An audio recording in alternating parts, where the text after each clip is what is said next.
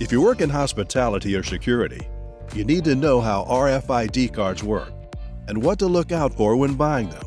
Millions use RFID cards daily to access hotel rooms and secure areas, offering better security, convenience, and efficiency than magnetic strip cards.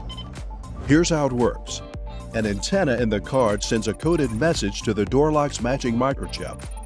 If the chips don't match, they can't communicate. So always match chip types when replacing cards. The most common RFID chips are NXP's MyFair Classic 1K, Ultralight C, and Desfire, also used by aftermarket suppliers. For secure access, cards are pre-encoded with a building and card code. When tapped, the lock checks a central database.